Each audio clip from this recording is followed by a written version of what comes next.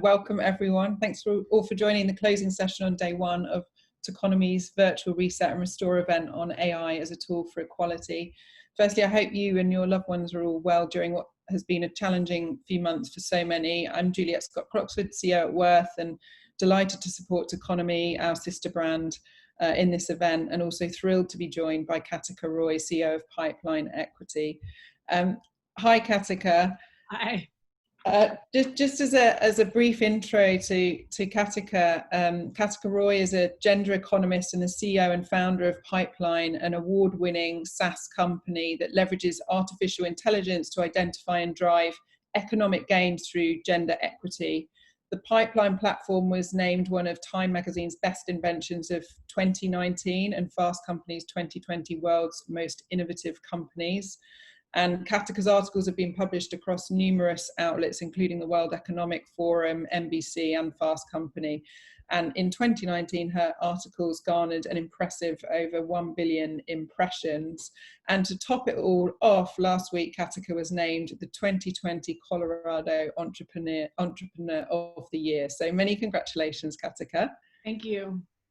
Firstly, just a personal check-in on how have you been managing your own well-being during what has been a challenging few months, and before we get going, tell us briefly about your background from starting out as a coder in tech to a female founder. That's like a 23-year journey. But yeah, I mean, I started off as a full stack developer, so back-end, front-end development, fluent in 4 programming languages. A lot of my career was spent in human capital in the sales piece, and I was on a radio show, and I'm a breadwinner mom who fought to be paid equitably twice and won. And the host had asked us if we ever thought that the pay gap would be closed in our lifetime. And I said, well, not until we make it an economic issue. And then I thought, oh, I think I can solve that. So that was my entree into entrepreneurship and looking really at gender equity as a massive economic opportunity rather than only a social issue or the right thing to do. And why Pipeline Equity? Where did the idea come from as a build on that, and specifically the application of AI with that? Yeah, well, the idea behind that was if we could change the decisions that are made in organizations, the human capital decisions, we could actually, one, make gender equity a reality in our lifetime, rather than the 100 or so years that the World Economic Forum talks about it. But also, we could we essentially augmented decision making. We could also change the narrative from gender equity as this social issue to an economic opportunity. The thing that we also saw in the more broadly in the marketplace was that there was an increasing number of CEOs that were committed to gender equity and had made these public commitments, yet there was really a difference between making a commitment and living a commitment. Really the difference between making that commitment and actually the employee experience of that commitment. Did you have that as an employee of that company? Did you have the experience of your performance review being equitable, or your potential being rated equitably, so you actually had the opportunity to be developed as a future leader in that organization? Or was your pay gap proactively closed? So if we could change the way that the decisions are made, then we could actually catapult that opportunity forward. And you look at gender, you said specifically through the lens of economics, and gender equality and the gap was wide before. You mentioned I think it's the 104 years that the WEF had quoted, and inequality has long been a topic of conversation in the corporate world. How has COVID-19 just made it wider? And what are some of the challenges and opportunities that you think this pandemic and this time in our lives has had on equality? Yeah, it's a good question. Good question. It is a giant step backward and the opportunity to catapult it forward at the same time. So we're at this moment. So one of the things that we know about COVID-19 particularly in the US, is that it's called a she session because women have been the ones who have lost the majority of jobs in this particular downturn. They also are bearing the brunt of, with remote work and with people being at home, with children in particular being at home, most caregiving and unpaid work falls to women. So we've seen that. There's about 40% of U.S. Employees don't have sick leave, so they have to choose between their health and going to work. So, and most of that actually falls on women. So this particular economic downturn has really highlighted all the cracks that were already sitting underneath the system. At the same time, what we are seeing is this opportunity to actually use artificial intelligence and use people analytics solutions to catapult us forward with the move to remote work. And really, a lot of companies saying we're probably going to be remote for the foreseeable future or maybe permanently. There's been a lot of talk about gender, that being good for gender equity, flexibility.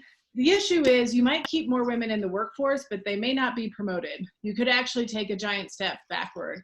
So at this moment, there's the opportunity to actually leverage artificial intelligence to ensure that we are not only continuing to make progress on gender equity, but actually catapulting us forward.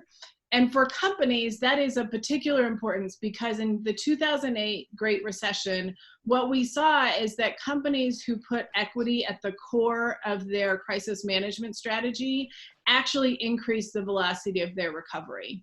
So for companies who are looking to recover and recover more quickly from this particular downturn, gender equity is important. And there's been a lot in the press about removing bias in AI, with some saying it isn't enough and it must take intersectionality into account. And if you layer that on with the sort of social and cultural unrest that we've seen and the racial injustices, can you talk a little bit about that and how are you taking that into account and applying it through the pipeline tool? Sure. So pipeline, we take a gender first lens, but we're gender first, not gender only. So gender plus race and ethnicity and age. That's another component part, particularly with baby boomers retiring and our workforce getting older. So we look at that. And just to give you one stat that tells you why that matters is if you look at breadwinner moms. So in the United States, women are the breadwinners in 40% of US households, moms, with children under the age of 18. On average, their pay gap is 66 cents on the dollar. But if you look at Black breadwinner moms, who actually are the majority of breadwinners in all Black households, their pay gap is 44 cents on the dollar, and they support the majority of all Black children. That's why intersectionality matters and why we have to take a gender plus race and ethnicity and age view on how we're actually looking to reach gender equity.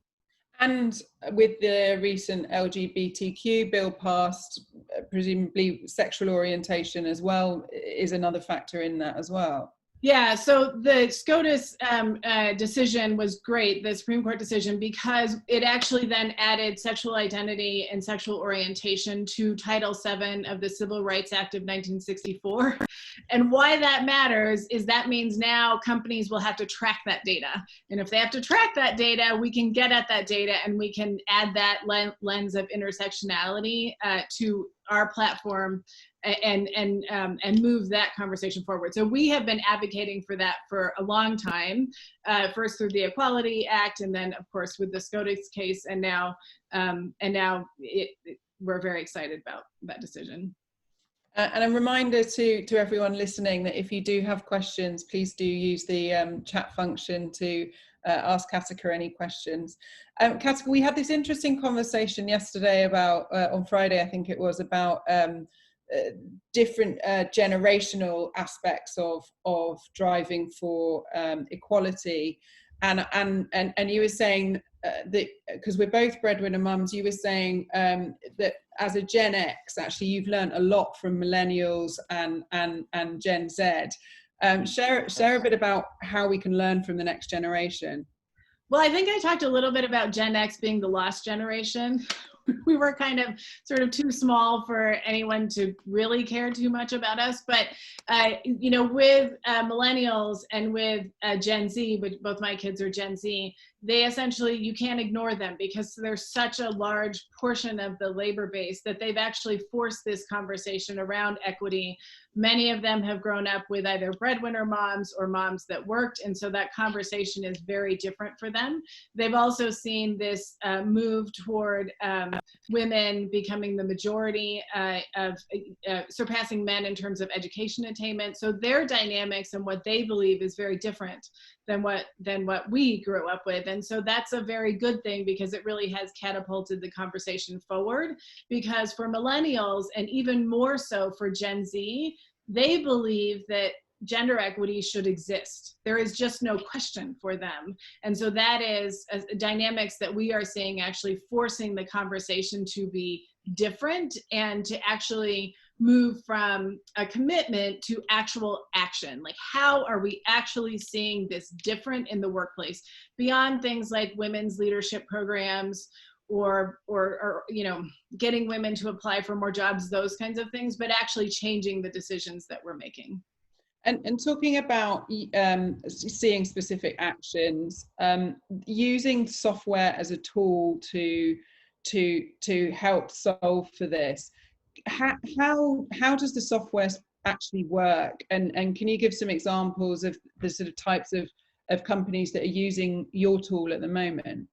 Sure. So because this is a tech audience, we do call it a platform, but only tech people would really care about that. But the what we do, we are augmented decision making. So much like you would use Google Maps or Waze to get from point A to point B, we do the very same thing for companies' human capital management decisions. So essentially, it's their data, our algorithms, we attach to their HR systems when they are going to make a decision across these 5 pillars of talent, which essentially are kind of the 5 big buckets of talent decisions you make, which are hiring, pay, performance, potential, and promotion. We actually intercept those decisions, essentially audit them, and then if there's any inequity, make a recommendation. So to just kind of give you a sense of what that might look like, there's been a lot of talk, I even talked about it, on the gender pay gap. But one of the things that we have discovered is that you can't close the gender pay gap by starting with pay. And that's because pay is the symptom, it's not the disease. So in other words, pay is the quantitative value that you place on your talent, but the actual value happens before that in performance and potential. So what we do in our performance module is we actually use natural language processing to read through those performance reviews, call out any biased phrases, and then calibrate the ratings themselves. And we found that on average, women are underrated 4% of the time. And that actually impacts their ability to be in the succession pipeline as well as their pay. So that's what we make possible. Just to give you one more quick stat, the average Fortune 500 company has 60,000 employees. And what we have discovered is that there's really 3 key decisions that they make across those employees each year, which is performance, potential, and pay. So that's 180,000 opportunities for the average Fortune 500 company to move toward equity each and every year. That's what we make possible. Amazing. And in their specific, it's interesting because there's a lot of data around diversity in tech or that lack thereof, and specifically in AI. What sectors and industries are you seeing embrace the platform more or less than others? Tech and telecom, we are seeing embrace restaurant and retail. Those are the largest sectors that we're actually seeing embrace the technology, and often ones that don't seek out as much PR around their commitment to gender equity. It tends to be companies that you might not think of when you think of gender equity. And some of the barriers that you're seeing or not, I mean, I'm interested in, are you seeing more companies reach out to you during this time, and what are some of the barriers in scaling? So the first question, yes. So particularly after kind of the initial shock of COVID, and then once the initial numbers came out around gender, and then the push for racial justice, we have seen a massive uptick in requests for pipeline. And so that's great. And then the scale question, well, we built the platform to be scalable from the get-go. And so, it's ready to scale. And from your perspective, Katica, what does the future of AI look like in this area and for equality post-pandemic? And then sort of 5 years from now, where do you think we'll be? I think that is up to us and the decisions that we make right now. Quite honestly, we have the decision in this moment to use AI as a tool for good to actually advance equity. The World Economic Forum has talked a lot about the Great Reset. That's what Davos 2021 will be about. So will we think about gender equity rather than as a vertical issue, right? We tend to think of it as a vertical issue. Will we think about it as a horizontal issue?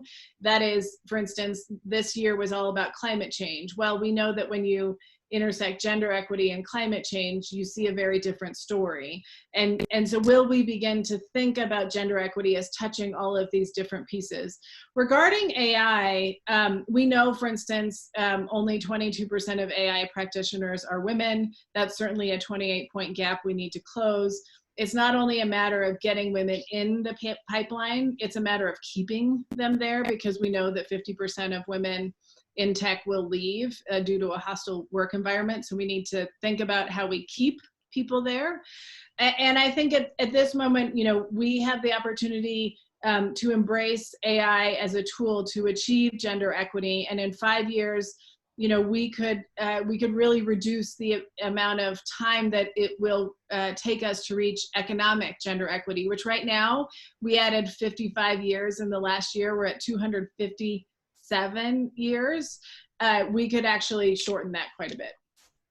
Yeah, I agree, and it's something that we talk a lot about in our Women in Worth community as well. I know we're almost out of time. I wanted to just ask one other question around what are the biggest changes that we should expect to see from AI in this space, and what's on the roadmap for pipeline. Yeah, I think the EU in particular has played a pretty pivotal role in AI, and they have very strong female leadership. So I think we'll continue to see that and continue to push that forward. We've seen some movement on AI in Congress, particularly from Senator Cory Booker. So that is a positive movement forward. I believe we'll see that. And Pipeline just plans to keep on growing and scaling, and really ensuring that we can achieve gender equity. Katica, thanks so much. It's been an absolute pleasure getting to know you, and wishing you the best of success. Congratulations again on your award last week.